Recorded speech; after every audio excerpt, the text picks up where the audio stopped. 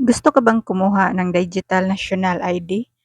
Ang purpose sa Digital National ID, pwede mo 'tong gamitin as valid ID. Kung hindi niyo pa natanggap ang inyong national ID or nasira or nawala or luma na tingnan, pwede kayong mag-download ng Digital National ID.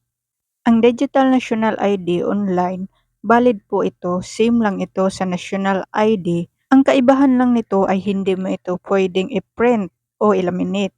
Dahil ang PSA lamang ang authorized na mag-print o mag-laminate. Kung gusto mo itong gamitin ang Digital National ID, ipakita mo lang ang iyong phone na nakasave ang imong Digital National ID. Pwede mo itong i-download at pwede mo ring i-screenshot. Uulitin ko, hindi tayo pwedeng mag-laminate or mag-print sa ating Digital National ID dahil hindi tayo pinapayagan.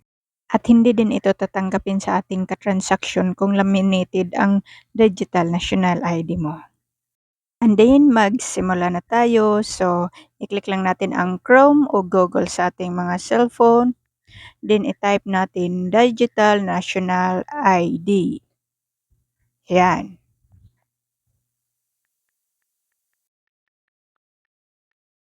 I-click mo lang ang search, then makikita natin to, National ID, i-click natin yan. Then click proceed. Then ilagay mo dito ang iyong pangalan, middle name, last name, birthday at saka ang national ID card na optional lang 'yan.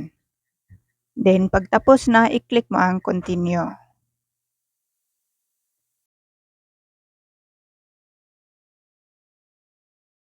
Pag ito nang nakikita mo, i-click mo lang ang start liveness.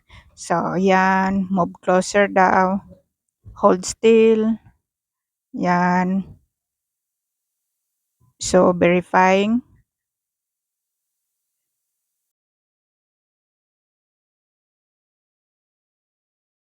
So wow, ang bilis lang, congratulations. So 'pag hindi nag-error kayo, balik mo lang i-check mo yung pangalan mo, wasto ba yung apelyido mo, then apply ka ulit.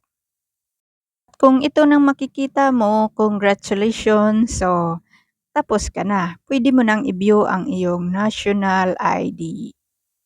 So ito na. 'Pag nakikita mo na 'to, i-download mo o puwede mo ring i-screenshot. So, may valid ID ka na.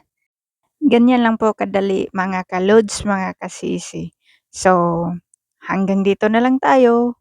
Thank you for watching. Bye-bye and God bless.